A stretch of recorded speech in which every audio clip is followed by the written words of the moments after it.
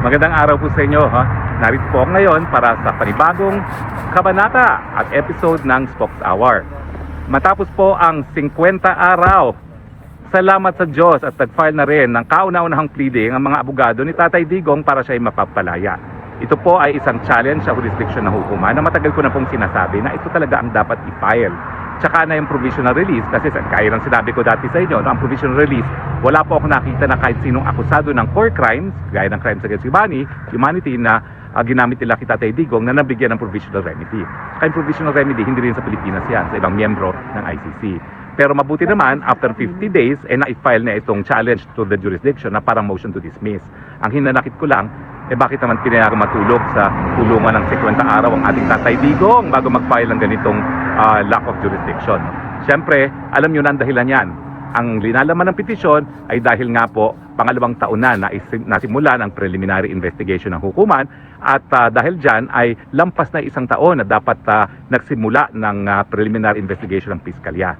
Ang rationale po nito, ang Rome Statute po hindi mandatory.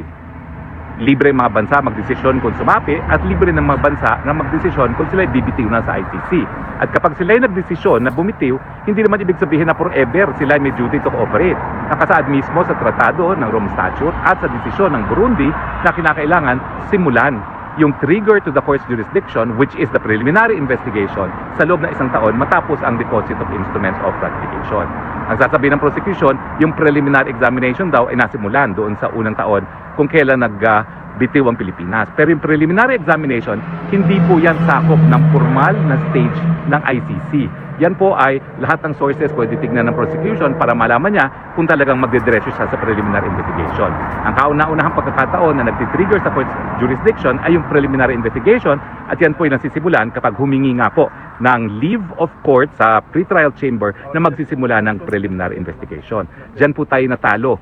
At ang dahilan na kaya tayo natalo ay unang-una, hindi inallege ng Office of the Solicitor General yung lack of jurisdiction. In fact, isang paragraph lang po sinabi nila sa pre-trial chamber na UN charter pa in-invoke nila. No? Hindi nila diniscuss kung ano yung epekto ng pag-withdraw at yung pagsisimula ng preliminary investigation sa pangalawang taon na matapos tayo mag-withdraw. No? At ang sabi nga ng Appellate Tribunal naman, ang sabi nila, hindi mo inallege yan during the pre-trial chamber proceedings, hindi mo po pwedeng i-allege yan for the first time on appeal. So malinaw po, wala pang desisyon ng ICC sa jurisdiction pagdating sa tinatawag na rationale temporal. Kasi yung rationale temporal, sabihin natin may jurisdiction dun sa subject matter, sako pa ba pagdating dun sa oras? Kasi temporal is oras. At yung oras na sinasabi ko nga, yan ay isang taon matapos na mag-withdraw tayo sa pagiging miyembro ng ICC. Well, mabuti po. Yan naman po ang ginawa ng grounds ng dalawa nating dayong abogado. Pero, wag naman natin isipin na yung dalawang abogado lang nakaisip niyan, ha? Matagal ko na pong sinasabi yan. Ibig sabihin, hindi naman po ibig sabihin, palibasa walang Pilipinong abogado na walang Pilipino na may alam sa proceedings sa ICC. Paulit-ulit ko na pong sinasabi yan at nagagalak naman ako na itong si Professor Jacobs, yan ang sinulat niya. Naniniwala po ako na magaling po talaga itong Professor Jacobs. Yan po ay nagtuturo din ng International Criminal Law at bihasa rin, talagang nag-represent po yan ng mga akusado sa ICC, no? At hindi po siya nag-enter at bumitiw, no? Dahil ang mga nagpanalo naman po dun sa Bemba case ay ibang abogado po, no? Hindi nating abogado, pero ang gusto ko sanang kunin na abogado natin yung nagpanalo kay Bemba. But in any case, we are finally happy na after 50 days na kinulong nila si Tatay Digong, meron na tayong motion to dismiss, no? Dahil ngayon, kinakailang desisyon na yan ng hukuman. Ako'y kampante na talaga magdidesisyon ng hukuman. Kasi nga kung babasahin nyo yung desisyon doon sa whether or not magtutuloy ang preliminary investigation, sinabi talaga nila, hindi ito desisyon sa jurisdiction ng hukuman kasi hindi inallege ng Pilipinas. At hanggang ngayon po, sinisisi ko ang Office of the Solicitor General, bakit hindi linabas yan?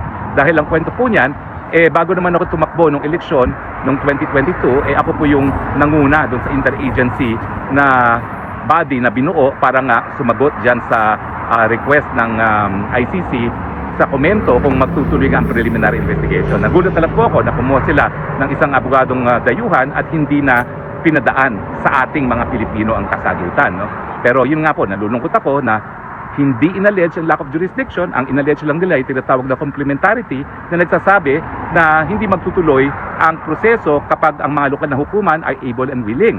ang sabi ng pretrial tribunal, dahil hindi ka nag-discuss ng lack of jurisdiction, inaamin mo na mayroong jurisdiction. Pero ganun pa man, dun sa desisyon ng pretrial chamber, sinabi talaga nila, hindi ito desisyon sa jurisdiction. Hindi kasi inallege in the first place yung lack of jurisdiction, so hindi sila kinakailangan magdesisyon. At ngayon, ito yung pagkakataon na dapat magdesisyon sila. Kampante po ako na ma-dismiss ang kaso for lack of jurisdiction dahil meron ng desisyon dun sa Burundi at meron pang bagong desisyon na in-invoke itong si Professor Jacobs. Maraming salamat, Professor Jacobs. Iba po talaga kapag professor ang gumagawa ng pleadings, up to date po talaga sa jurisdiction. No? So in any case, yan po yung suma total ng final ni Tatay Digong at naniniwala po ako na bagamat matagal ang proseso pagdidesisyon dyan, sa Pilipinas po kasi 90 days upon submission for resolution. Ito po siyempre, sasabihin mo ng prosecution na sumagot. Hindi ko po alam bakit dito sa Europe napakatagal nila gumawa ng pleadings. Mantakin mo 50 days bago mo nakagawa nitong challenge to the first jurisdiction. Hindi po ako magtataka kung ang prosecution hihingi na naman ng 50 days. Meanwhile, 100 days total na nakakulong si Tatay Digong. Kung kakilala ko yung aking dating amo na yan, ni isang araw ayaw talaga niyang makulong at mahusgahan ng mga dayuhang mga husgado. Dahil paulit-ulit niyang sinasabi, tanging Pilipinong mga mahistrado lang ang dapat maghusga sa kanya at dahil tayo malaya at suberenyong bansa, dapat mga hukumang Pilipino lang ang magdedesisyon. Okay, so yan po yung latest development sa kaso ni Tatay Digong.